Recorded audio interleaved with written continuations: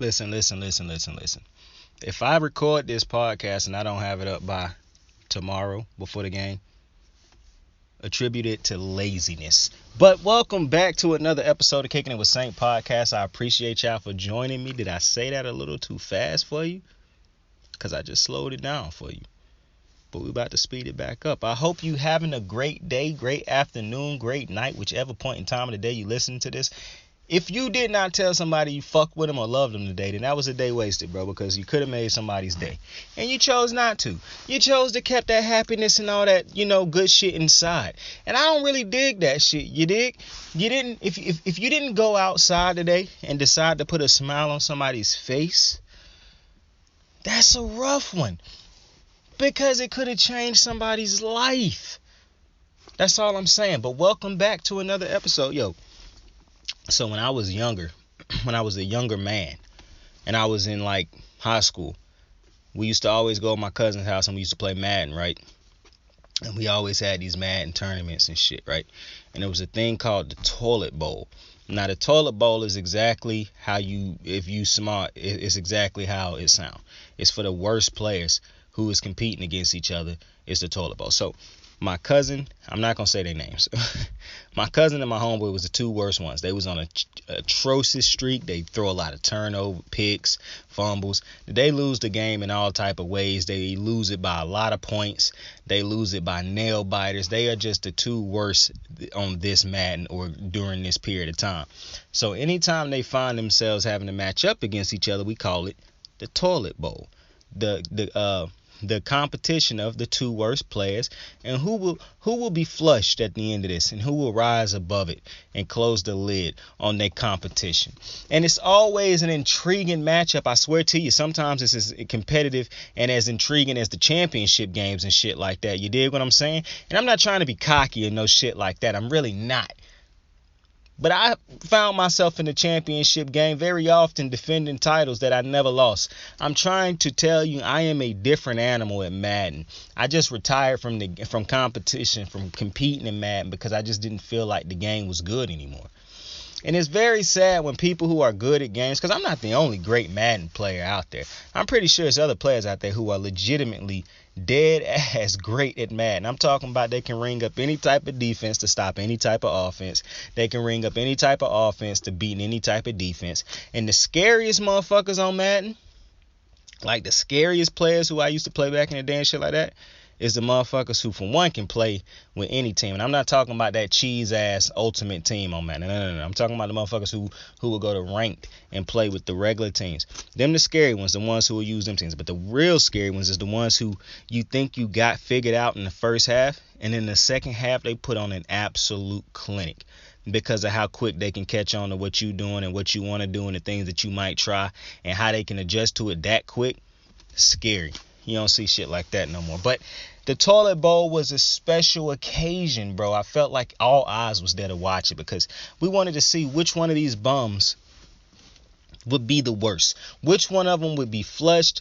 And like I said, which one of them would rise above out of the toilet and close the lid on their competition. It was a very competitive game. Very intriguing. Very, very interesting. Like I said, all eyes on it. I'm not trying to say it was Kobe or my boy Stephen Curry.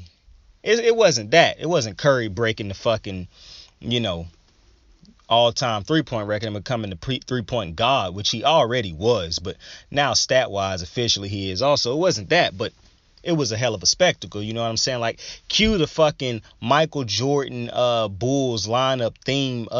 Whatever that shit song is. I'm not even going to try to hum it or whatever. But you know what I'm talking about if you've seen The Last Dance and you've seen that dope at boom, where they announce it. And now, you know what I'm saying? From you, it's, bruh, shit's wild. Cue the music, bruh. That's what I'm saying. That's how the fucking games when we was watching the toilet bowls was. And to my surprise, to my unbeknownst to me, ladies and gentlemen, we have a toilet bowl in real life occurring on Sunday. And it could be quite the spectacle. The Houston Texans take on the Jacksonville Jaguars. Both teams are 2-11. This is the definition of a toilet bowl. Listen, the competitors in the toilet bowl usually had records that looked like this. I mean, it was some seasons where the toilet bowl was just, the two people in the toilet bowl was just absolutely bad. Like, I remember toilet bowls where it was about 5, 6, 7, 8, 9 picks, and all. So, the toilet bowl was quite a mess, if you will, for lack of a more intelligent term. But but the Jacksonville Jaguars and the Texans, listen, they play Sunday. And I'm here for it. I'm trying to tell you right now. Listen, I don't usually look at two bad teams like this, and I doubt that I'm going to watch this entire game. But I'm definitely going to watch the start of this game and see how this bad boy go, because this is the definition of the toilet bowl. Not to mention, my boy could get going. And when I say my boy, I mean Trevor Lawrence. Now, like I said, Trevor Lawrence is battling against a lot of things right now. I'm not saying nothing that y'all probably haven't heard motherfuckers in the media say already. Or possibly, because possibly you actually are hearing something here for the first time. Because the media don't really talk about the Jags, but they do talk about Urban Myer. Which is the problem? How in the fuck is the head coach getting talked about more than the fucking rookie quarterback? And I saw somebody tweet Sunday like, yo, Trevor Lawrence has been atrocious, and they brought up some stats, and you know me, I'm not gonna shit on a rookie in their first year. I'm not gonna overhype a rookie either, but I'm not gonna shit on a rookie. And while Trevor Lawrence has had some very trying times, and I said, listen, Sunday was just a culmination of all the bullshit he been dealing with this organization.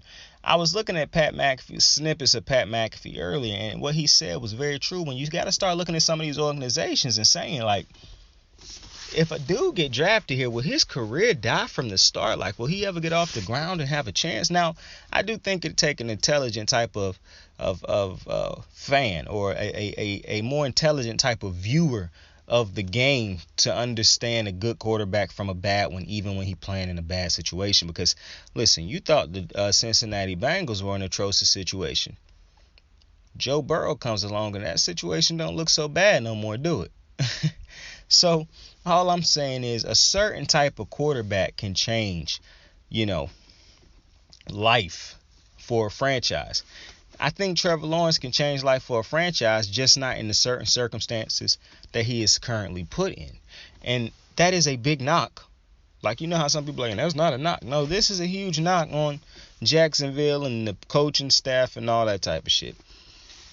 Sunday, however, I guarantee you'll probably see the best play calling you've ever seen from the Jags and from the Texans, because the toilet bowl is a special occasion. Sometimes people don't even know they're in it till they're in it. You know what I'm saying? Like, before we even created the toilet bowl, it was just happening. We didn't even realize it was happening until we was knee deep in this thing, and somebody yelled out one day, "This like the fucking toilet bowl." And I'm like, you know what? This is the toilet bowl. And we all laughed about it. We all had a good time because somebody wasn't in it at the time. But then when motherfuckers started getting in that toilet bowl, they started to realize that wasn't the best place to be. You dig what I'm saying? The toilet bowl wasn't where you wanted to be at. And listen, Texans, Jags, this is not a game that you want to find yourself in, but since we have found ourselves here, we might as well put on a show, baby. I told you, I'm for the theatrics. So this is going to be a good game. Watch. It's going to blow your socks off. You're not going to have any expectations going into this game, and I guarantee you this is probably going to be, not probably, this is going to be fire ass game. Just watch. But y'all know what we doing this episode, man. We're breaking down the week 15 matchups, but we're gonna start. Well, we already started with a team. I want to talk about the Thursday night game. Now, the Thursday night games haven't really intrigued me the last couple weeks. By evidence, I've completely forgotten about most of them until the week after that I talk about them. So that just is what it is. But we got a banger. We got a good one. What's one of them cliches people be? We got a barn burner. Listen, we got the Chiefs, Chargers, AFC West showdown. Let's get it popping. If the Chiefs lose this game, They 2 games back at first place in the division. Now, I didn't even have to look that up. The reason I know that is because they have 1 game over the Chargers right now. However, the Chargers have beaten them. So if the Chargers beat them again, that would technically be a 2-game lead over the Chiefs.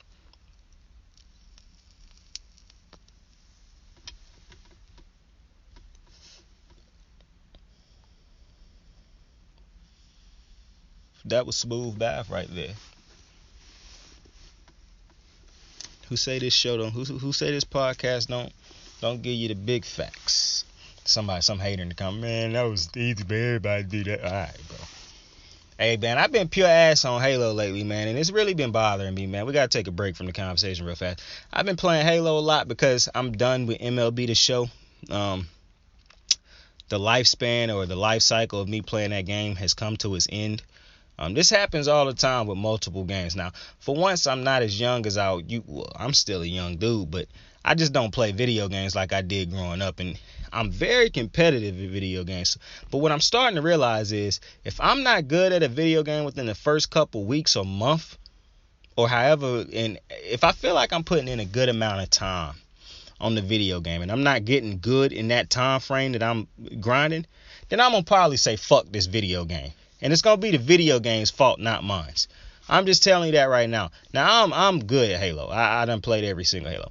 But I do know I'm going to have to hit a learning curve right now because I don't play it. I have not played the new Halo since it came out. I'm just now starting to play it this week because, well, actually, I'm just now starting to play it like halfway through last week because I was so obsessed with trying to get better at this fucking MLB The Show game.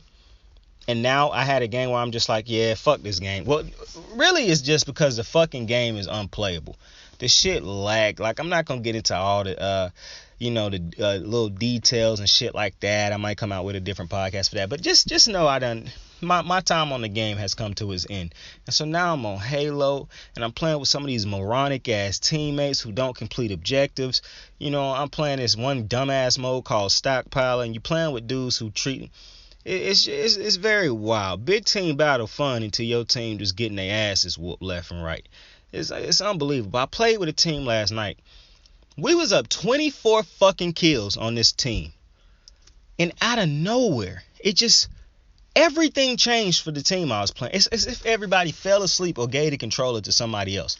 Because in the beginning of the game, all of us was walking together, like we was riding together, chilling together, like we was killing the other. That's why we was up by so many. Because we was all traveling in a pack, basically. And the other team kept getting caught, like slipping. Too many of us, too little of them. Towards the middle of this game, when we took a big lead, it's like motherfuckers just said, all right, now we can separate and do our own thing. And motherfuckers got exposed. Motherfuckers was getting drilled left and right. Then they started being able to have the numbers and teaming up because they was killing more of us than we was staying alive. And I'm like, oh my God. It was at a certain point in this game where I stopped at the end. And I'm like, yo, this game done flipped. And I just had that feeling before I even looked at the score. And I'm looking at the score now. And I'm like, yo, these motherfuckers is up 2 points. And then we eventually ended up losing it by, I think it was by 3 points. And I'm like, yo, are you serious?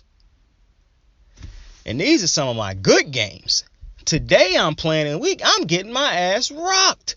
I'm talking about, I done had a game where I was like 8-9. 8 kills, 9 deaths. I done had a game today where I was like 4 kills. No. I didn't end it with 4 kills. I remember that game. I ended that game with 10 kills. But I still ended that shit with 18 deaths. I had a game earlier today also where I had, 7 kills and like 15. No, it was 18 deaths.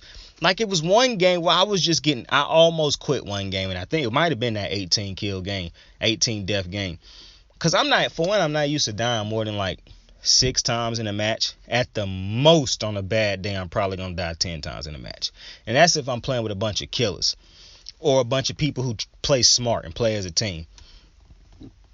But to die 18 fucking times today, bro, I was broken. I was like...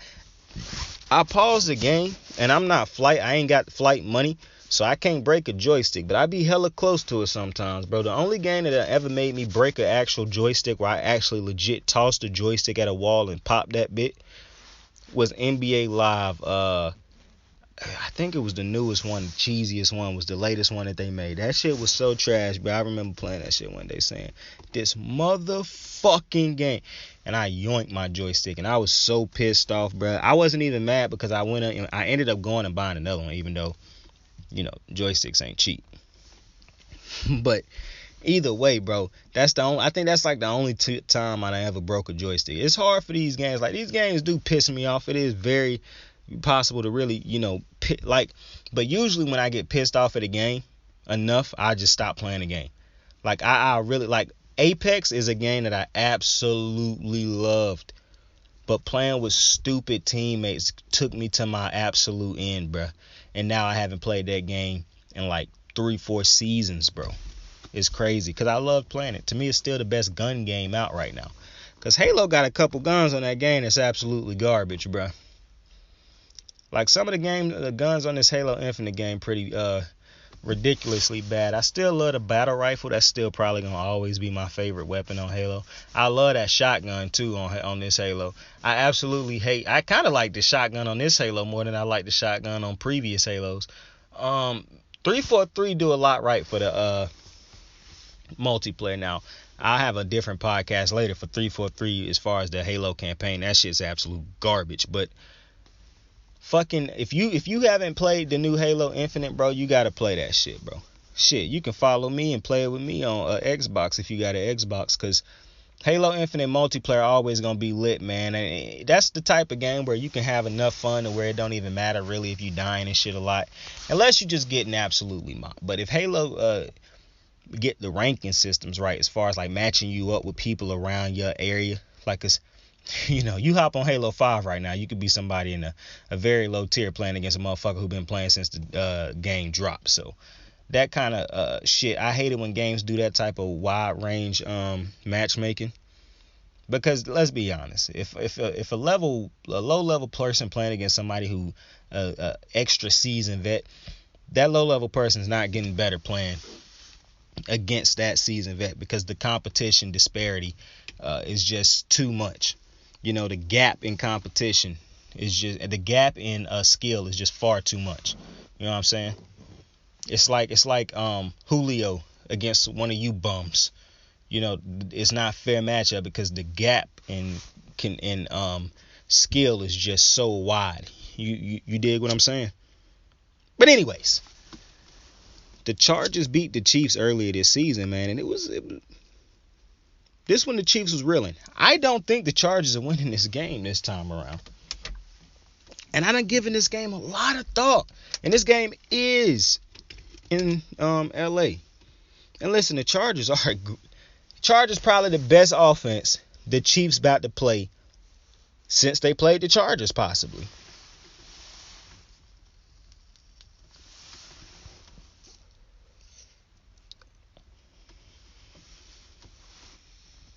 That could very well be a true statement. But however, I don't want to say these two teams is going in different directions since that game, but they have gone. Taking a bit of different. Both are still good teams. View them completely different than I did earlier. Still think the Chargers are a great team. Still think they, good team. Do not think they are as good as the Chiefs. I think the Chiefs are a better team. And I think the Chiefs have been woken up. They are here. They are back. And it took them long enough to get back, man. But, hey, this is what happens when the Chiefs, moseying around, playing lackadaisical, and nobody else taking advantage. This is what happened. The Chiefs gave you, let me see. The Chiefs gave you 4 L's, and you didn't capitalize on it. This is a team that's going to struggle to get the 4 L's. That's how good they is. They're going to struggle to find 4 losses in the season.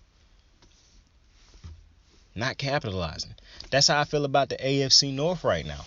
Baltimore is nowhere near as good as Baltimore should be, or could be. Let me put it like that. Because there's a lot of injuries. The AFC North's not capitalizing on it. Baltimore in another division will probably be in third or last place. In the AFC North right now, they're not, because no team's been able to capitalize on Baltimore not being Baltimore. And that's what happened with the Chiefs. The Chiefs were struggling and capitalizing on their other teams in the division not being here before. You dig? See, the Chiefs been there, done that. So they knew they was going to right the ship. They knew they was going to get this thing turned around. They knew they was going to be all right. They wasn't worried.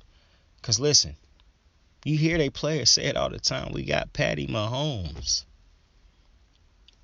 You don't hear no Browns players saying, we got Baker Mayfield. You never hear a fucking player say that on the Browns, bro. Never. You never hear him say it. And if they did, I'd be like, what drug is this guy on?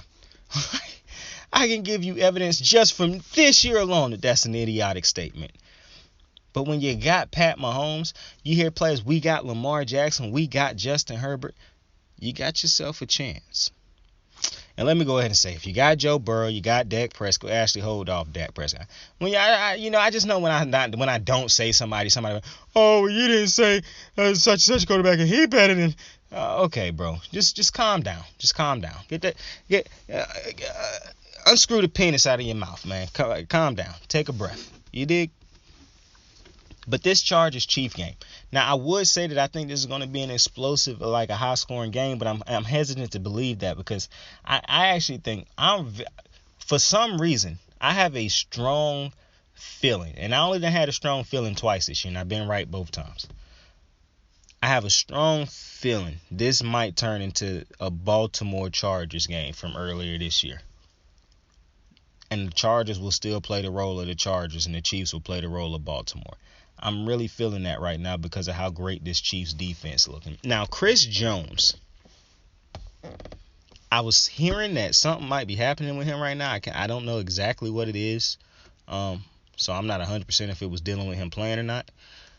But I'm going into this conversation basically saying that I'm thinking he playing along with Clark, Ingram, all the other studs. Mind you, Melvin Ingram used to be a Charger. Drafted by him, was a Charger his entire career until he wasn't, which was this year.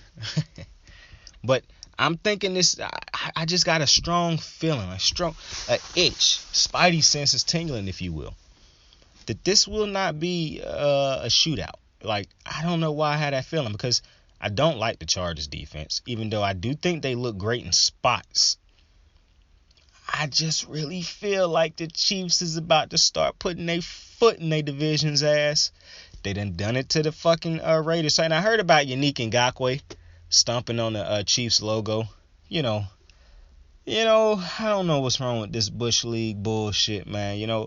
I see a lot of people around the NFL grittying left and right, and I thought first they was probably taking shots at Justin Jefferson. Now I just see these motherfuckers as copycats. I'm starting to see that these motherfuckers, Justin just started a revolution. So I see motherfuckers as Justin Jefferson, and every time they fucking score at this point, it made sense for dudes from who played with Justin Jefferson or who went to LSU to do it, even his teammates to a certain point. But now I'm seeing offensive linemen grittying, and I'm just like, alright, I'm over it. You guys are copycats. Get your own dance, kids. Copycatting is for tricks.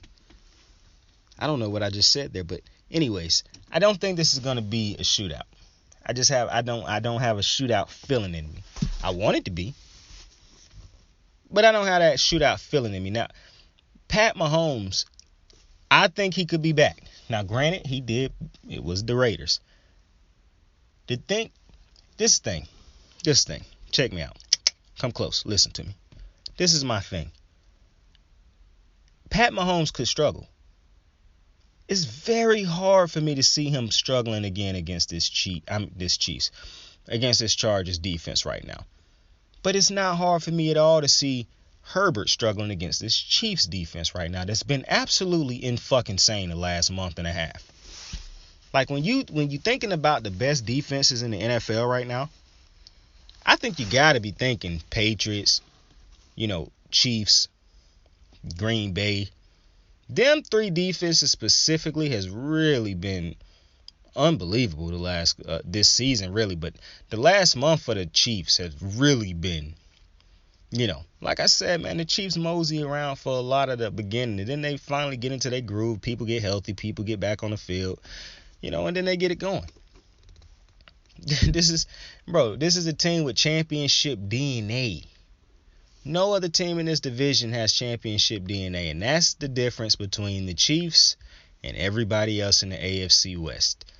As long as you got that man, Pat Mahomes, Andy Reid, and all these other dudes who done been there, done that, you can never count them out, which I didn't. I kept telling y'all during these podcasts. It was only one time this year where I knew for a fact they were going to lose a game, and they actually lost the game that I thought they were going to lose. But other than that game, I told you, man, it's just so hard to bet against the Chiefs because I know what they represent. That's why it's shocking when I had to come to the realization that the Ravens might just be a bad team this year because of the injuries. Like, the injuries might be too much. Because I've never seen Lamar Jackson struggle like this. And he haven't even struggled all year. It's been like the last month that he done really struggled. But I think that's for a number of reasons. And when you look at Pat Mahomes, a dude who has struggled, but you look at how the Chiefs done been able to pick each other up in different areas. When the offense was struggling, the defense played great. Defense was struggling, Mahomes was playing great. When the coaching staff wasn't calling their best games, other aspects of the game stepped up and, made up the difference. That's what make a championship team. And that's really what's got me feeling like the fucking Chiefs is about to meet meet the Bucks in the Super Bowl again. Now, the Rams and the Packers have given me some other teams to consider as far as the NFC team. The reason I'm still going with the Bucks is this. I love the way Matt Stafford has been playing the last couple weeks. I still wish he would pass the ball around a little bit more, but I love the way Matt Stafford been playing the last couple weeks. I love the way Sean McVay been calling it up. I didn't even realize my guy Aaron Donald had 10 sacks on the season. Now, I know TJ Watt got 16 sacks on the season, I believe. And all credit to TJ Watt. I probably would give him Defensive Player of the Year right now. But it's very easy for me to switch that and give it to Aaron Donald. So if Aaron Donald continued to... Listen, I would pick Aaron Donald for Defensive Player of the Year over TJ Watt if Aaron Donald finished with 3 less sacks than TJ Watt. I mean, I'm just telling you, it is what it is. Aaron Donald, what he represents, bro. The dude is insane. I'm telling you. And I was thinking about this earlier today. I was thinking to myself, like, who are some of the greatest defenders or players in my lifetime that I've seen dominate at their positions? I'm not thinking about what they do against no team, no specific player. I'm not thinking about championships. I'm not thinking about none of that. I'm thinking about, when I think of a player, who dominated at their position the most. And when I think of that, I'm like, Ed Reed at free safety. Absolute animal. Greatest free safety I've ever seen. Ed Reed happens to be, to me, a top 5 NFL player of all time. Not only that, he's a top 5 defender all around, in my opinion, because of how great he excelled. He was so much more than a free safety. That's how great he was at his job. Ray Lewis. Greatest middle linebacker I've ever seen with my own 2 eyes. And it's not close for a couple reasons. But the dude who is also going to make this list, that's no disrespect to him, which is Luke Kuechly. Because Luke Kuechly and Bobby Wagner are the 2 and 3 other best linebackers I've ever seen. You got to understand, I got to watch, actually, and it's hard because Pat Willis would be in it if not for the fact but you know what? Pat Willis would have to be in that top group with Luke Kuechly. See, Luke Kuechly to me, and Pat Willis and Ray Lewis, damn near identical players. They're like, them motherfuckers was just built in a fucking laboratory, bro. They cyborgs. It's unbelievable. Do you remember the fucking 49ers with Navarro Bowman and Pat Willis? Oh, it was on Madden 12, them motherfuckers could guard the middle of the field like fucking safeties, bro. People would use them motherfuckers like cornerbacks. You couldn't throw nothing on them boys. I'm telling you, it was insane. It was insane. But when I was thinking about players who, is dominant at what they do, Aaron Donald always fall on top of that list somewhere because this motherfucker is just built different. And you know a defender is nasty when he got the whole world talking about him. That's how you know Myles Garrett is a stud. And I really do wish that Myles Garrett, because I don't think Myles Garrett going to end up not playing. I think Myles Garrett's best years will all be spent with the Cleveland Browns, which is why I think they really need to make a play to try to bring over a better quarterback, because it's going to be hard to waste Myles Garrett's prime, because Myles Garrett got a lot of great years left in him. But I think Myles Garrett's most important years will not be played in Cleveland. It will be played on another team where will be competing for a championship. And I don't see Cleveland competing for that championship unless they strike gold or platinum in the draft.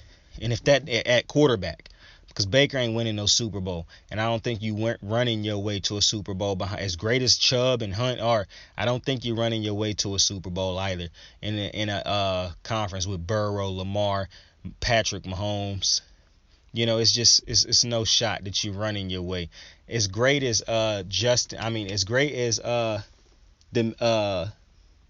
is, you're not outrunning them all of them goats in one postseason. It's no way. Not them young goats. I'm sorry. But when you sheesh, throat was hurting a little bit. But that's what I'm saying with Myles Garrett. I think his most important years is going to be spent because it would be nice to be a Von Miller and be able to have your most important years be with the team that drafted you and you competing almost every year. Until after Peyton left. Because after Peyton left, they wasn't competing for shit. But you got to win a Super Bowl MVP in your prime with the team that drafted you. And he's going to be a legend for the Broncos forever. So that's legendary. But I just don't think that's what's going to happen for Myles Garrett. I think he's going to be great with Cleveland. I don't think he'll be damn good with Cleveland. But I would imagine the Steelers will rebound and find a replacement before the Browns will. That's just how I feel about the two organizations. And I think Myles Garrett is going to end up being one of them studs that end up leaving eventually. He going to end up being priced out. He going to end up going to a different team to compete for a Super Bowl. And that's where he going to make his biggest mark. He might have 2-3 great seasons with that team. And then he might hit his down years. But I just have a hard time believing his best years will actually be a ton of meaningful years in Cleveland. I think his best years will be in Cleveland. But his most meaningful years will not be. That's just me personally. But I don't even know how the fuck we got to that, to be completely honest with you. But let's head back to the Thursday night game. Because I think the Chiefs are going to win this game. I really do. And I think they're going to, I'm not going to say they're going to, I do think they're going to convincingly win this game. But that's not me saying they're going to beat the shit out of the Chargers.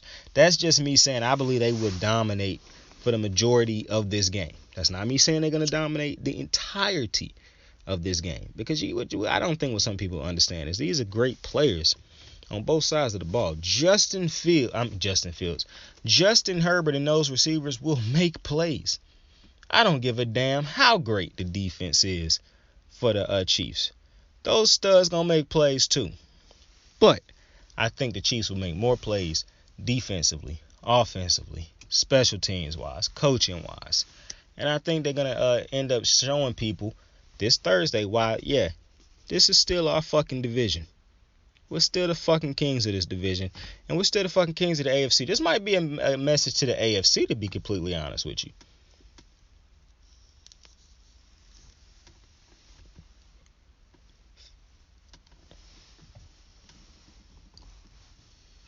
Like, yo, Bill, I see what you're doing down there in New England, but we still got them choppers up here too. That's all I'm saying. But it's gonna be it could be a good game. I'm really having this strong feeling though that it's gonna get ugly for the Chargers out there. But I just think the Chiefs has hit the switch. They done flipped the switch and they going now. It's a go. Now they go out there and get their asses whooped. I'm not really gonna know what to say about it, but. The Raiders take on the Browns. The Raiders are 7-6. The Browns are 8-5. Both teams still have chances to make the playoffs, obviously. The Browns are second in the division right now. One game back of first place in the division from Baltimore. Boy, this is an interesting game because I really didn't know who to pick in this game. Because at first I was going to pick the Browns, right? But then I'm like, the Browns almost fucking lost last week to a Lamar Jackson-less Ravens, basically. And that's with fucking Trey Huntley giving them 2 fumbles. And then I thought to myself, well, so I'm going to pick the Raiders. But then I just thought to myself, the Raiders gave up 35 fucking points at the half last week and only put up 9 points and got beat 49 or 48-45 to 9. So, and not to mention, the Raiders have just looked all around bad the last month or so. And the only shining light in this game for me really was the Browns defense. But then I just had this feeling. I said Derek Carr and these boys would go out here and end up winning this fucking game like they did the Cowboys, make it seem like they back on track, and then turn around and lose a couple games to end the season. And I really feel like this is one of them games that the Browns will go out there and drop, even though it's a game that they should win. You come off of that escape out of a beating Baltimore last week, and you end up dropping the egg this week. I could legitimately see that happen. And it's so hard to pick one of these fucking teams because you can't trust either one of them. I said in the beginning of the season, man, we're going to be hearing a lot about Max Crosby this year. No, he was stuck on 5 sacks for the longest. Yannick Ngakoue had been the best pass rusher on the team so far this season, and the defense really hasn't been that great. I don't know how long Jonathan Abrams going to be able to man that part. Like, to me, you probably would be better served moving him to outside linebacker. Like, I think that's eventually what Jamal Adams is going to get turned into. Because when you got safeties who you only play in the box, because you basically use them as a linebacker all game in the run game and to blitz the quarterback, I don't really understand the perp. Because you're giving up that, usually box safeties is box safeties because they're not good in coverage. And I think that matters because when you look at some of these teams that have safeties that can play in coverage, like the Bills, Jordan Poyer can play in, and Michael Hyde can play in the box or in coverage. That's what make the Bills defense so good, even though they've been getting gashed in the running game. Now, I know some people will be like, well, that's why you need a box safety. Well, no, that's why you need linebackers who do their job and in the front do their job. If you're relying on the last part of your defense to stop runs, you got a problem there because the runs shouldn't even make it to the third level of the defense. But I think that's what make certain secondaries great. Now, when you have these box safeties, like I said, they're not the best in coverage. And I don't think, like Jamal Adams, I don't think, and I don't even know how I forgot my man's name, Abrams. I don't really think Abrams is great in coverage. I think he's a great hitter, pretty big to be a safety and whatnot, and I think he could eventually move to outside linebacker, one of them positions. But I don't know if his, home forever will be in the secondary, especially if he can't cover better. But this is, listen, very hard for me to pick the Browns because I think eventually this game will end up, because as bad as the Raiders' offense can be, I think eventually they will get it going at one point or another in this game, which is when Baker Mayfield is going to have to be productive if their defense haven't done enough already. And it's just never good for me to bet. To me, it's never good to bet on Baker Mayfield, bro. It's just not. And that's what the stats say. That's what eye test says. That's what the season has said. It's just not good to bet on Baker Mayfield. And so with that, I'm going to have to take the Raiders. And I'm not confident in that pick because I do like the Browns defense to an extent. And that's what was, like I said, that was what almost made me pick them. But I just feel like this is going to be one of them Browns let down games. And one of them fucking games that the Raiders somehow win. And you're just like, okay, I mean, I guess at the end of the season, this will be a game where they were like, well, we beat a Browns team and still miss the playoffs. So as weird as it is, I think the Raiders could end up winning this game. Packers, Ravens. Oh, boy. The 10-3 Packers, the 8-5 Ravens. Now, listen, I do think the Packers are going to win this game in Baltimore, especially if Lamar Jackson does not play. If Lamar Jackson plays this game, unfortunately, I do still think that the Packers will win this game. Now, this is the first time I've picked against the Ravens this season. I just want that to be known. But the biggest reason I'm picking against them is because I think the Packers defense is amazing. And the Ravens offense has struggled against defenses that are nowhere near as good as this Packers defense. The Ravens defense has been good the last month. I think I saw a stat where they haven't even given up 20 points or more in the last month of games. That could that could change if Aaron Rodgers done finally found his stride. Now, I think I saw MVP odds the other day, and I think Tom Brady was in the lead, which that's who I would have winning it right now. But I think Aaron Rodgers was in second. Now, I don't think they're going to give Aaron Rodgers MVP after the little fiasco with him this offseason and during the season. I think they're going to hold that shit against him. So I don't think they're going to give him MVP unless Tom Brady just absolutely falls off a cliff.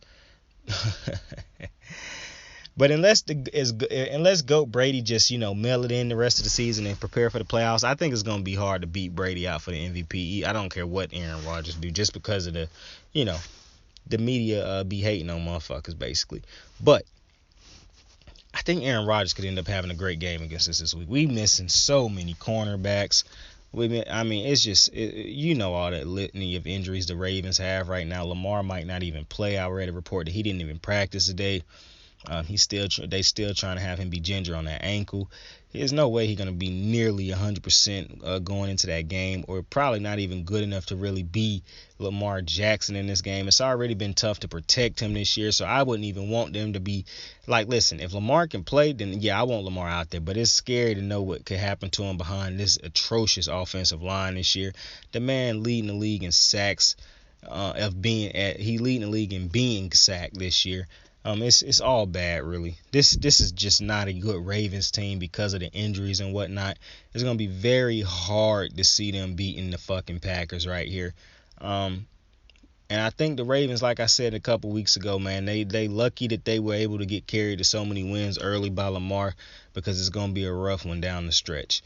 It's going to be rough down the stretch, and the Ravens could possibly fall into one of the wild card spots, so possibly fall out of the playoffs, depending on how the season ends, especially if Lamar Jackson is not healthy enough to play, or if he even miss a week or two. It could be the difference. Now, like I said, Baltimore's defense has been a lot better the last couple weeks, and I do think they will have an opportunity to dominate in this game in certain aspects. Baltimore has been great at stopping the run. They've been one of the best run defenses in the NFL. If they can stop the run against the Packers and make Aaron Rodgers one-dimensional, if they can find ways to get to him and not leave guys wide open, because the biggest thing you're worried about is DeAndre Hopkins. And, shout out DeAndre Hopkins. I heard he's going to miss the rest of the regular season with a knee injury. So we hoping he heal up. But the dude you're trying to stop is Devontae Adams. You stop Devontae Adams, everybody else, I'm not trying to say they trash, but they're not Devontae Adams. Nowhere near. You got a better chance at making them dudes beat you, stop if you can stop the run and do that. So it is avenues to the Ravens winning this game. I'm going to just say that right now. I don't think they're going to whoop our ass like they did the Bears, because that score was actually more lopsided than you was led to by than the end score would have you believe.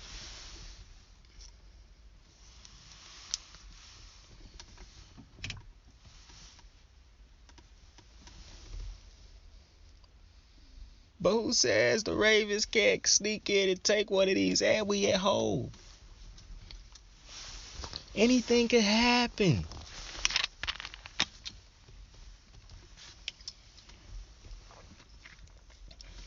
Maybe the Packers need a letdown.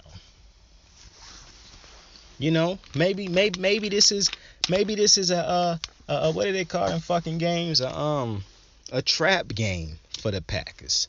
Nobody's going to be betting on Baltimore to win this game. This could be one of them sneaky ones, you dig? But I do think the Packers will end up winning this game. Now, Panthers, Bills. 5-8 Panthers, 7-6 Bills. The Bills should win this game. I don't know what the fuck they over there doing in Carolina when they talking about the quarterback situation. Is Sam playing? Is Cam playing? Is PJ playing? It's wild over there. What I will say is this. Bills, you've gotten yourself in a bit of a tricky situation. Now you're probably in a situation where you need to just go ahead and try to win out. And you do play the Patriots coming up, so you can't overlook this game right here. That would be very bad. because Cam Ace Boogie can still make some plays. But I do expect the Bills to win this game. The Bills defense should come in, show up, dominate. I don't think the Bills should give up. Like, this is the thing. The Bills are bad defensively when it comes to stopping the run. And it seems as though that's what teams done picked up on them in the last couple of weeks. Everybody seemed to be watching that Patriots game on Thursday night. So the Bills have to find a way to lock up this run game, man. They got to find a way to get more stable and stout on their run defense, bro. If they can do that, they should be able to win this game. They should be able to do that. They should be able to win this game without even doing it. Like Josh Allen, like I said, young stud. He done struggled a bit this season. Not looking like the same Josh Allen on a week-to-week basis, but that's all right. That's all right. Listen, get to the playoffs. Regular season doesn't even matter. It's a fresh slate from that point on. All the interceptions, all the fumbles, all the touchdowns that you do in the season doesn't fucking matter. It's a fresh slate. Everybody starts off 0-0 in the playoffs. You dig? So just get there. It's crazy to say, but it's a must-win for the fucking Bills. Because imagine, the Bills lose this game and it's at home. They move to 7-7. You did not think that's what you would be saying at this point in time in the season for the Buffalo Bills. Or coming into the season, you didn't think it would get like this. So that's very odd. But Cardinals, Lions, the Cardinals are going to win this game. They're 10-3. I know a lot of people want to say, the two most important games of the season for them was against the Rams and against the Packers, and they didn't show up for neither game. And I'm going to just say I think it's weird what games we decide is the most important games of the fucking regular season for these teams, especially a team that's 10-3 and is more than likely going to make the playoffs. That's very weird that we're saying, the most important games of the season. Very weird. I understand you want these teams to be able to compete against these other great teams or good quarterbacks when they match up. And that's exactly what the Cardinals have done. You can make an excuse here and there for both losses for the Cardinals, to be completely honest with you, as you can make an excuse for them other teams. But I'm just saying, hold your horses on saying that the Cardinals ain't a real good team. They're fraudulent. Calm down. You know what I'm saying? Like, bro, they lost a game. And yes, they need to figure something out about this losing at home shit. But calm down. All right? I mean, shit, if they so bad on the road, if they so bad at home and so great on the road, you motherfuckers better pray that they don't end up falling out of first place and having to go on the road all the time. Because then statistically, if we're going by the numbers, then that would be when they're at their most dangerous. But listen, man, there's two great teams competing. Listen. The Rams had enough. The Rams were the more desperate team coming into that game, but y'all acting like the Rams were a bad team. And then some people just saying like, the Rams are so great, that's the team you got to be able to compete. Did they not compete in that game? I understand the score was a little bit different. This was a game that the Rams did win, but a lot of the numbers say that the Cardinals dominated in different aspects of this game. The Rams defense didn't really do. Aaron Donald was special. They made plays here and there. But Kyler Murray still had threw for a ton of yards. They still ran the ball pretty well. You take away Aaron Donald's interception, you take away a play here and there. This is a completely different game. So I think people want to, obviously ESPN and Fox and all these other fucking networks want to, they got to get their clicks, they got to get their views and all that type of shit. So they're going to overblow and have segments on these shows. Well, are the Cardinals are really a good team, or are they fraudulent, or are they contenders or pretenders? You're going to have this bullshit thing like the season of the NFL, a long grind. It's not a grind or something like that. Like these motherfuckers act like they never played or something like that. Good teams lose games all the fucking time. The Patriots, one of the years that the Patriots won the Super Bowl, they got their asses whooped by the Chiefs on Monday Night Football, I believe. And what Bill say? We're on to Cincinnati. We're on to Cincinnati. I hear what you're saying, but we're on to Cincinnati. But we're on to Cincinnati. So you can choose to overblow this loss. And maybe the Cardinals don't make it to the Super Bowl or win the Super Bowl. But to me, you can't place all of that on this one. They lost this game, so there's no way they can. Come on, man. Come on. But I do think this is going to be the bounce back for the Cardinals. I expect them to go into Detroit and do what they got to do, man. Dominate, do what you got to do. The Lions are 1-11-1. One of the ugliest fucking records I've ever seen. Do what you got to fucking do. Cardinals. I don't think you lose it too much. I don't think we got to think too hard about this game right here. This should be a win for them. But for Detroit, I wonder who they draft in the draft. They should get the first pick in the draft, right? Like, Detroit better not win another game this year. If they fuck up a way to get the first pick in the draft, then good Lord have mercy. Because right now, they the first pick in the draft. And so I wonder who they get. I think it's going to be a quarterback, but I'm very interested because you got to get that Jared Goff contract off the books. But Jets, Dolphins, the Jets 3-10, the Dolphins 6-7. The Dolphins that had a bit of a resurgence. The Giants, the fucking Dolphins, man, they look so much like, I keep saying it. These motherfuckers should have looked like this early in the season. I don't know what the fuck was happening that they didn't, but now they look like they're supposed to look.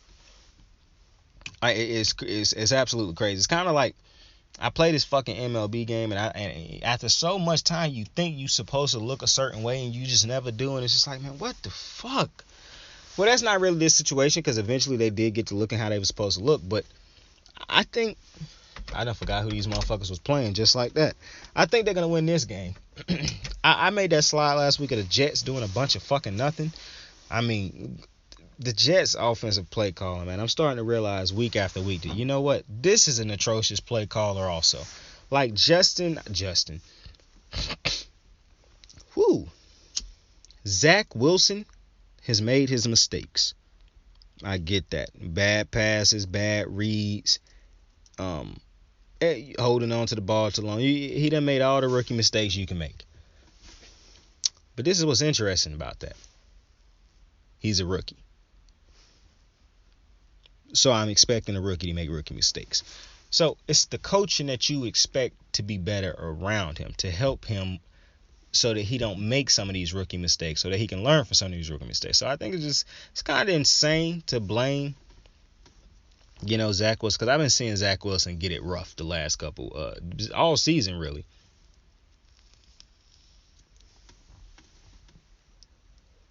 And I just want to say,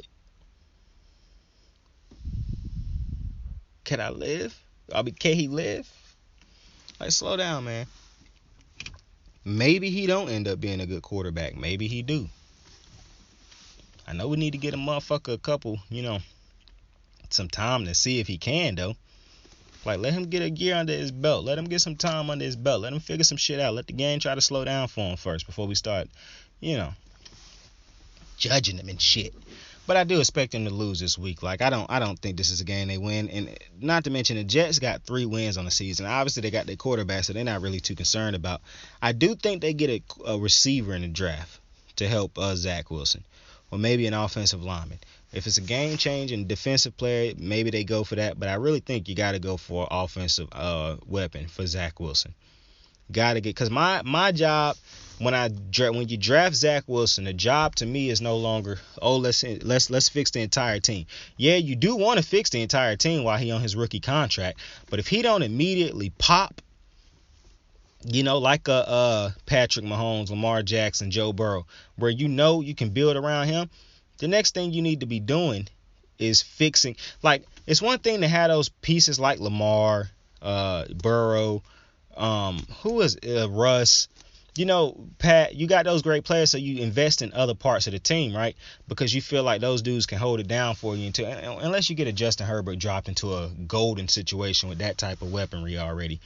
But you feel like I can fix the other parts of the team, pay the other parts of the team, because we trust this young quarterback. He on a rookie deal.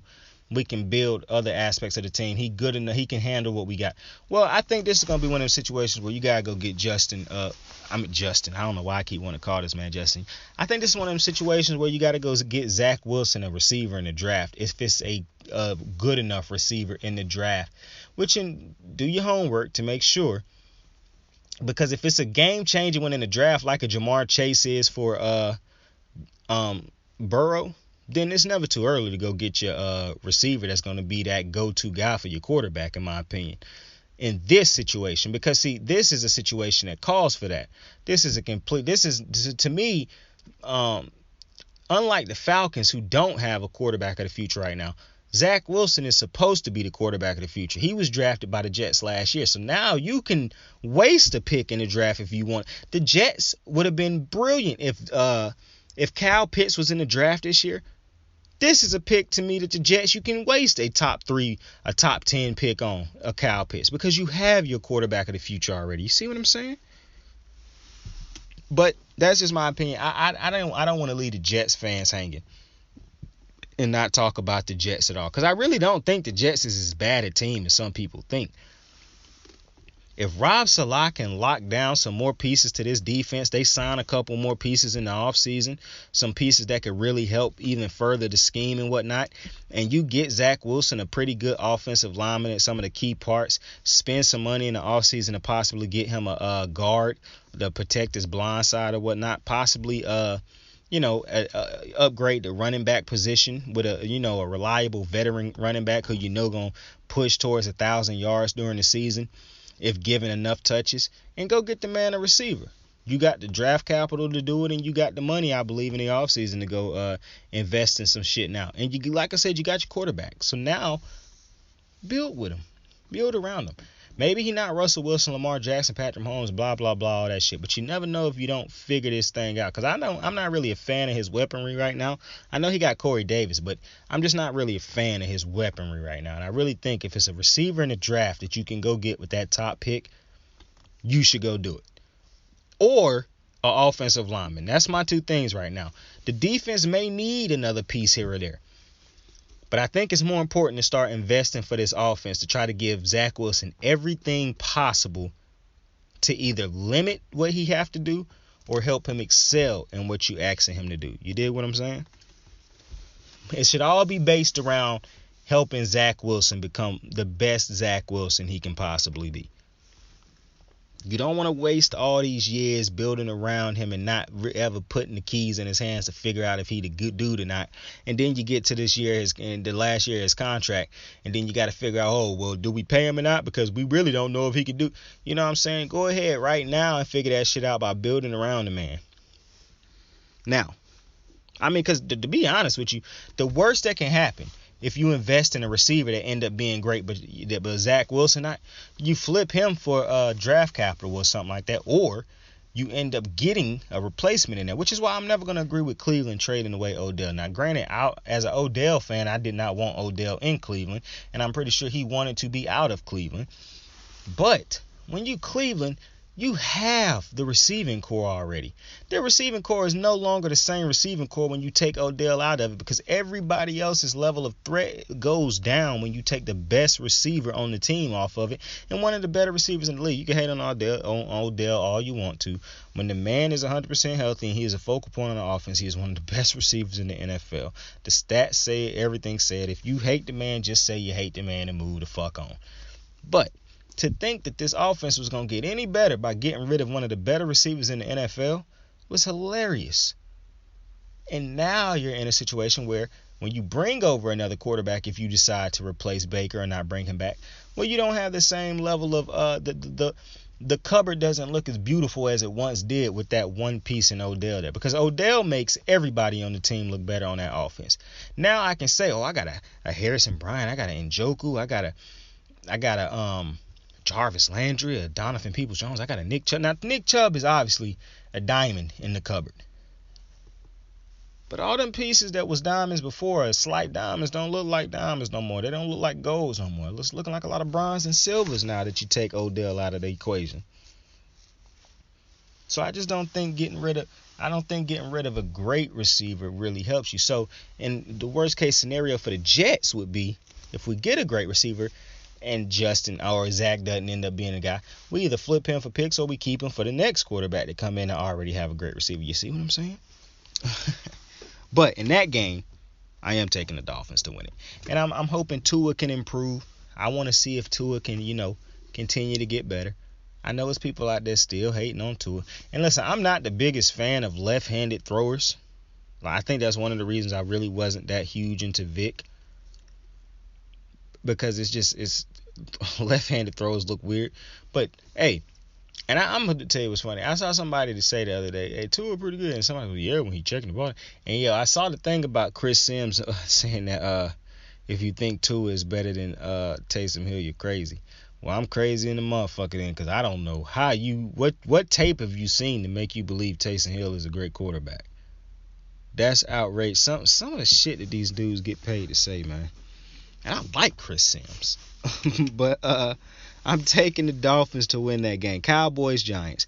Cowboys 9-4. Giants is 4-9 in the divisional game. I do think that the Giants are going to lose this game. Obviously, they got Mike Glennon starting, so he's probably going to have you an interception. You can go ahead and mark that down in the category. But at this point, you could probably mark Dak down for an interception in the category too. And this is what I was saying on a couple podcasts ago and on some of the special podcasts when I was talking about the young quarterbacks, man. Dak Prescott's a very interesting one because I do think Dak is good when everything's going great, but I've seen Dak look atrocious when everything was going great.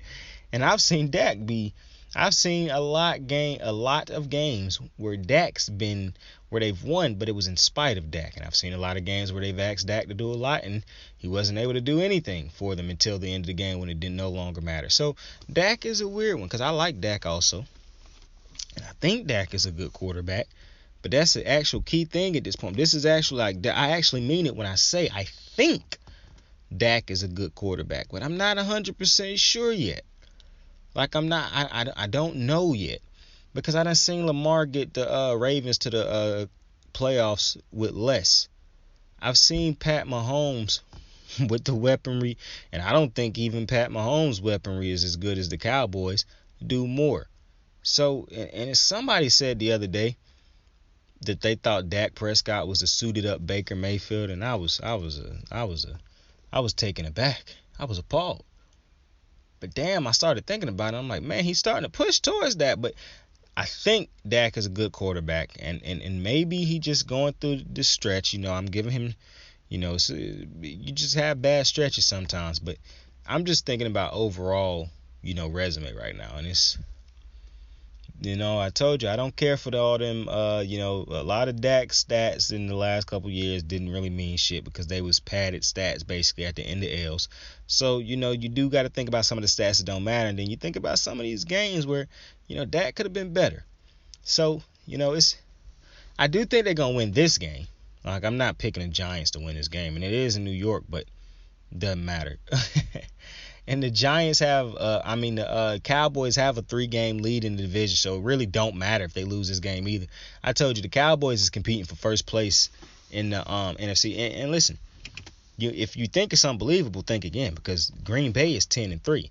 They lose this weekend to Baltimore, they become 10-4. Cowboys win this weekend, they become 10-4 also because they're 9-4 right now. So that first place in the division. And hey, listen, if the Bucks lose this weekend, the Bucks fall to 10-4, so it could be a 3-way tie for first place. And then the fucking Cardinals aren't gonna lose to the Lions this weekend, but if they did, they would move to 10-4. And when you look at it right now, the Cardinals, the Bucks, and the Packers are all 10-3.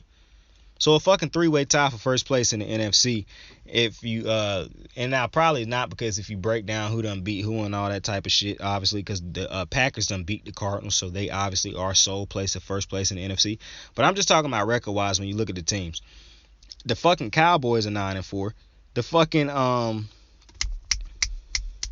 what is this fucking team's name? I can't think of the 76ers, the 49ers, fam. They have come back to life and they're in the wild card, have a wild card spot, and they 7-6 at the moment. Like it's the Rams, they 9-4. Like, hey, it's getting good. It's getting real good. But the Cowboys are gonna win this game. The Cowboys are benefiting, obviously. If you want to say they benefit off of having a weak schedule because they got to play these trash ass teams in their division, sure, I agree with you. But they also got to still get it done. And we've seen years where the Cowboys couldn't even beat the teams in their division like they were supposed to. I do think they will be able to get it done this week because that Cowboys defense is the truth. Micah Parsons and the boys is the truth. It's funny that Micah Parsons is a rookie and basically it's already his defense. It's already Micah Parsons and the boys. You know what I'm saying?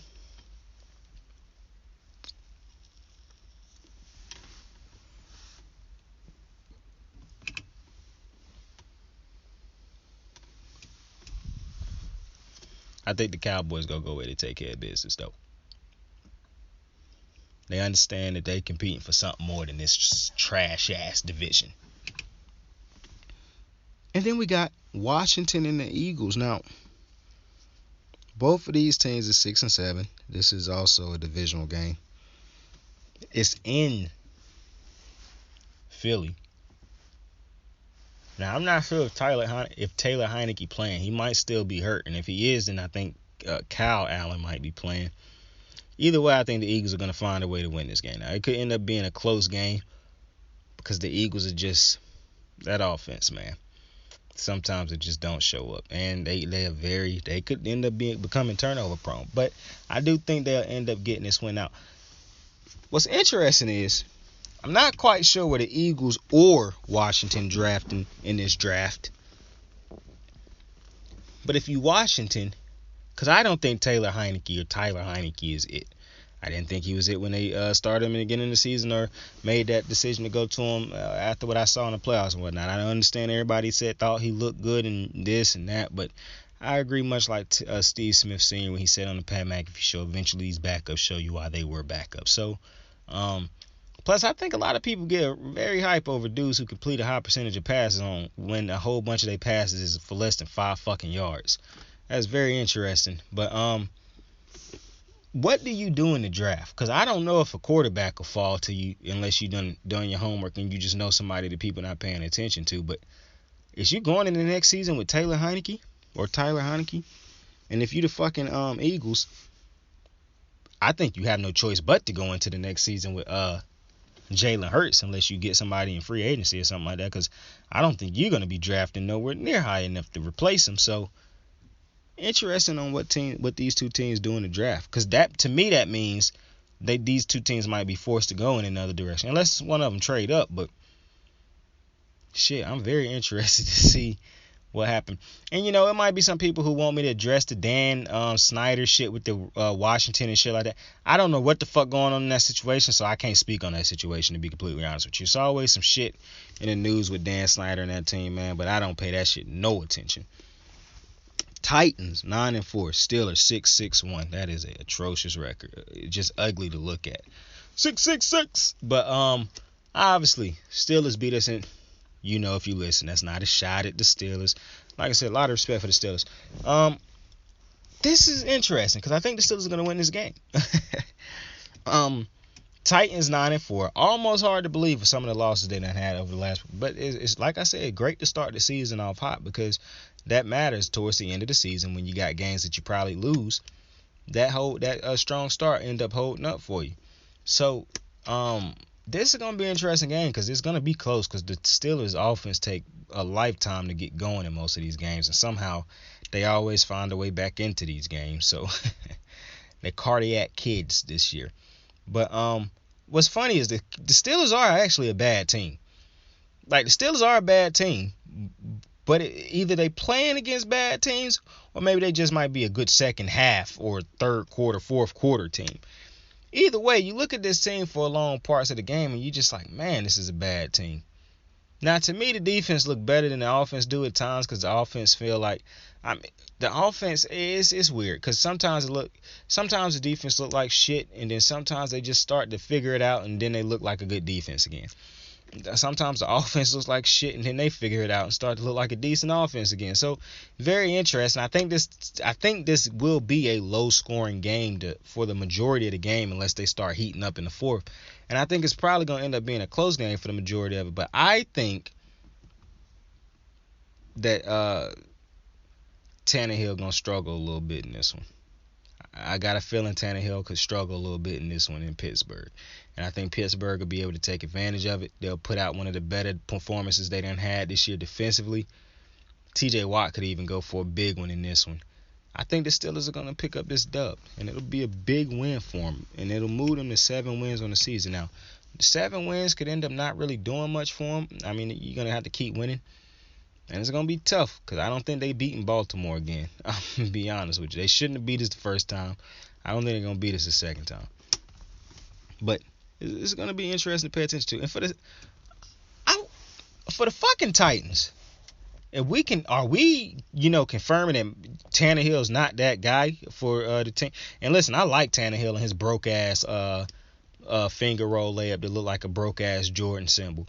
I'm all for it, but you know what I'm saying, is weak. Is they gonna stick with Tannehill for the next couple of years and just continue to do this thing that they've been doing, or is they gonna, try to improve at the quarterback position or something? Like I don't hear nobody in the media talking about like the Titans as if we don't know that Tannehill is not the answer for that team, and there's no way Derrick Henry is running this team to a Super Bowl. Or even if he could, you don't want to, try to improve. Like I'm just very interested to see, because I feel like a better quarterback would be. I'm just very interested. Is for one, it's interesting that nobody talks about the Titans, but two, I'm just interested to see what they gonna do in the off season. Because Tannehill, if they don't, they're gonna make the playoffs, but they probably gonna have a first round exit, in my opinion. If that happens, what is the future for this team? Do you continue to do what you've been doing the last couple years to get knocked out of the playoffs, first, second round? Like, I'm at a loss on what's next for the Titans, basically. Like, what is the next evolution of the Titans? Is we coming back next year with the same old run Derrick Henry into the ground and see how far it takes us? Or is we going to start evolving on that a little bit? You know what I'm saying? Like, I'm just interested to see where the Titans go from here, because the Titans feel like they're becoming a stagnant team at this point. Like, yeah, they're getting some of these wins and blah, blah, blah. But it just feel like is you just going to run Derrick Henry to his absolute limit and, see what you have to show after it. And then, you know what I'm saying? I'm just interested. Just interested. And I'm pretty sure Titans fans is thinking the same thing. Or maybe they're not. But Jags, we already talked about the toilet bowl. Bengals, Broncos, both teams are 7-6. When I saw that the Bengals was 7-6, I was a little shocked, because I was like, the Bengals is 7-6? But man, that come from not capitalizing on opportunities, man. I'm telling you, it feel like as soon as this team took first place in the division, they done went negative ever since.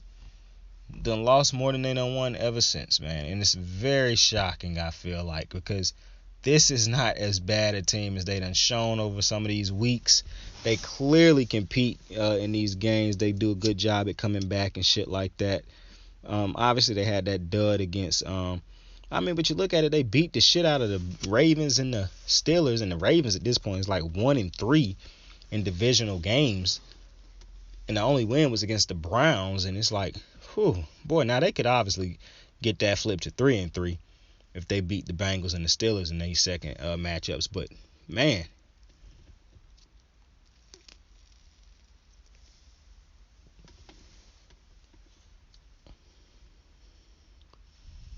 I feel like if it's any team that has not capitalized in the division, it's the Bengals. You got the Steelers playing with a bad, banged up, out of his prime last year Ben. A banged up Browns team. Injury everywhere for the Ravens. And I feel like this was the year that they should have took control of this division, and they just haven't. And you can look at a multitude of reasons why they haven't, and you just like, damn, man, it feel like a missed opportunity. It really do. It just feel like if they didn't play this all the way correct. It feel like.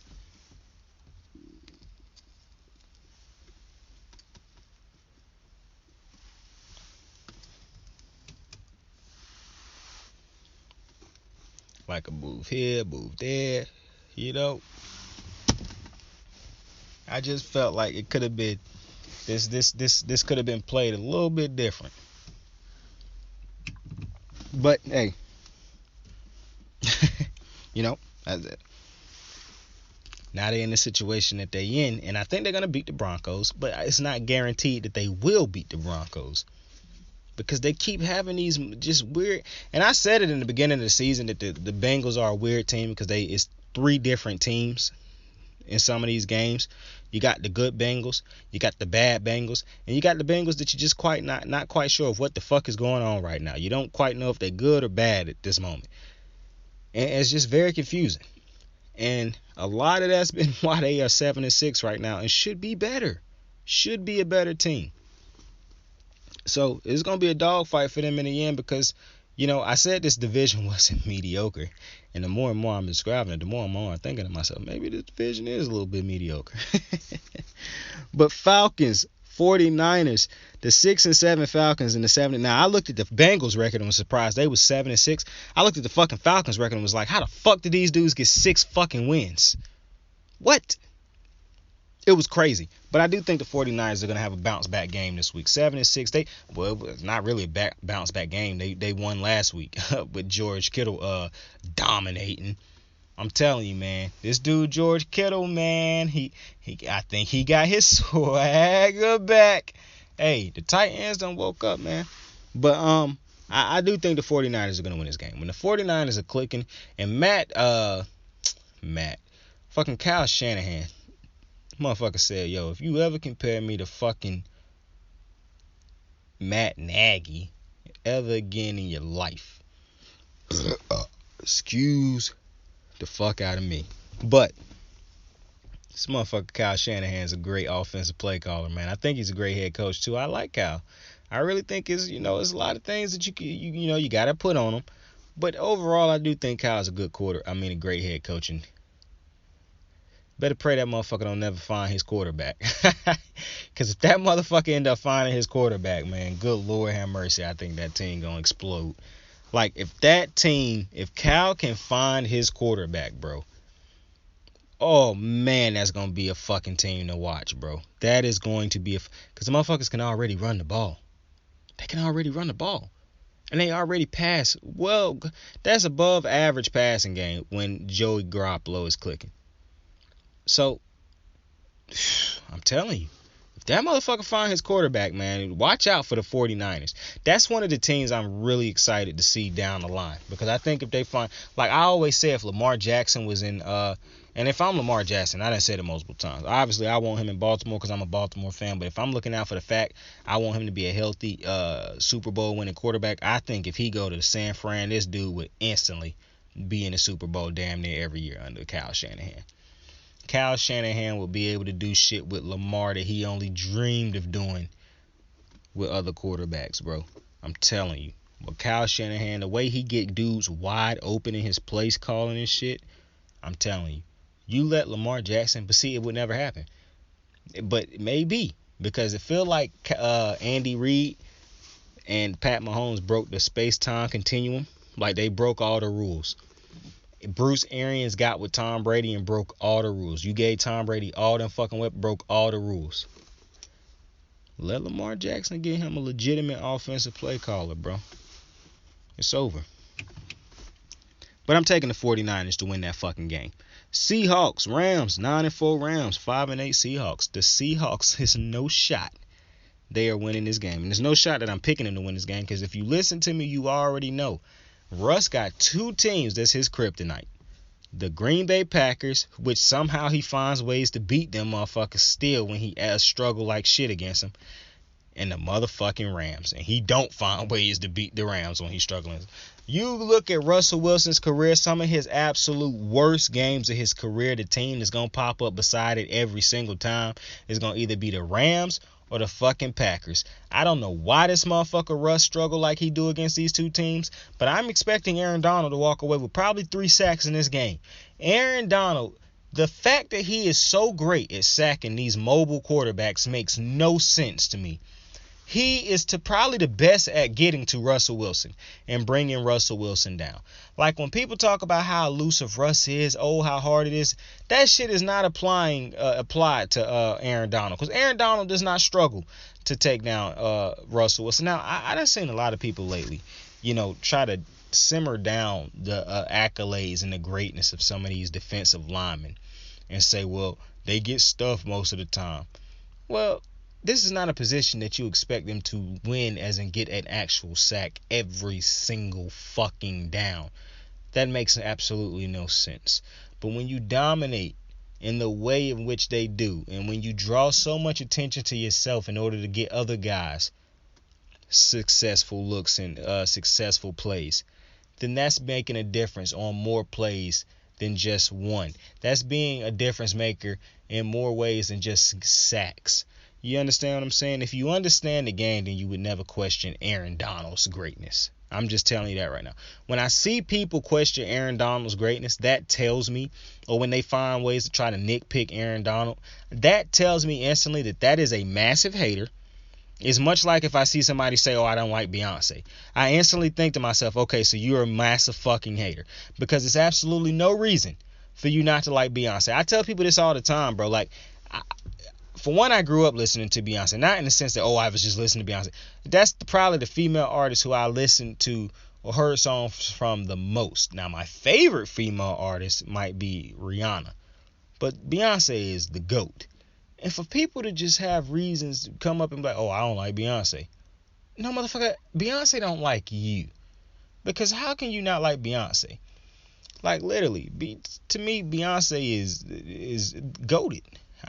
So that's how I feel when a motherfucker try to question.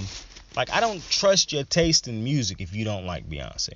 I don't trust your football knowledge and acumen if you try to nitpick Aaron Donald's greatness. And we got to find a new term for that, because nitpick is actually a racist term. You do your history and you'll know what I'm talking about. Pick a nigga. But anyways, if we want to, go crazy about, when you want to be real hyper critical of Aaron Donald and shit like that, that just tells me that you don't really fucking know football, or you're just a fucking dumbass. It's very simple. Because Aaron Donald is probably one of the greatest defensive players I've ever seen. Not probably. He's one of the greatest defensive players I've ever seen in my life. And by the time it all ends, and I was thinking this the other day, Aaron Donald is probably the best player in the NFL at his position defensively. You can make arguments for offensive players and all that type of shit. I think Aaron Donald dominates his position better than any other player in the NFL on defense. But next to him is Jalen Ramsey, because I think Jalen Ramsey is by far the best cornerback in the NFL when he is healthy. It's crazy. But I think the Rams are going to win this game, and I don't know what the COVID situation is for the Rams, but I'm imagining these dudes is going to be back. And I just know if Aaron Donald is playing, this will be a struggle for Russell Wilson, because this motherfucker just cannot figure out the Aaron Donald cheat code. He cannot figure out how to stop Aaron Donald from fucking up games for him, bro. It's actually pretty amazing when you see Aaron Donald against this motherfucker, the Seahawks, bro. It's crazy. Like, they just don't have an answer for him. And now, the last game. And this might be the Sunday night game. Saints-Bucks. Saints 6-7. The Bucks 10-3. The Bucks better not lose this fucking game. Obviously, my pick is going to be the Bucks. And I've made it very clear Brady can have an old man game. We already know that. Brady can struggle. We're not going to trip on that. Old man Brady is allowed to have an old man game. Come on now. Stop it. But I don't expect him to lose his game. Like, he been scaring you a couple these last couple games. Making them closer than they probably have to be. But hey. The Bucks is just ready for the fucking playoffs, bro. That's what they look like. They look like a team that's trying to get healthy and make it to the playoffs. And shout out my boy Richard Sherman, who had that interception last week, bro. One of the greatest cornerbacks I've ever seen in my lifetime. One of the greatest defenders I've ever seen in my lifetime, bro. If you don't know prime Richard Sherman, then you just don't know prime Richard Sherman. That's another person when I see people try to be hypercritical over every little thing he done in his career, every little thing he haven't done, and you try to say he haven't done, I'm just like, you don't know football. That's one of the best cornerbacks I've ever seen in my lifetime. You can make the arguments on who you want to put 1, 2, 3, 4, and 5. I don't care about that. I'm just saying he's one of the best cornerbacks I've ever seen in my lifetime. You dig? You dig? You dig? You dig?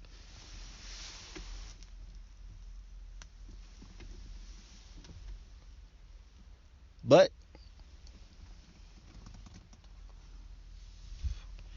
with that, I bid thee farewell. Can't waste too much time to talk about the Saints, but I just don't. I don't even know who they're going to march out there at quarterback. Is it going to be Taysom Hill again? I don't think the Saints winning this game, man. But I appreciate you for stopping by. If you made it to this point of the video, I appreciate you tremendously. I appreciate you greatly. I appreciate you for kicking it with me. Have a dope day, dope afternoon, dope night, whichever point in time of the day you listen to it. Join me back on another podcast episode whenever that may drop. Tell somebody you fuck with them, man. I mean that. Tell somebody you love them, you fuck with them, and that they the shit. They gonna dig that shit. Saint out, man. Saint out. You ready to make history? Come on now. Yeah. You know there's these two words. And When I say them, people get goosebumps cause they know what happens next. So without further ado, free smoke. Look, scared cause I'm drowning in silence with bad thoughts. These days I don't have nothing to say, man, the bag talks. I put in headphones on my driver, pull up to the spot and give a good dick and Godiva. I can't lie, I'm uninspired. No more pillow talking about nonsense. I only stick around to put some band-aids on my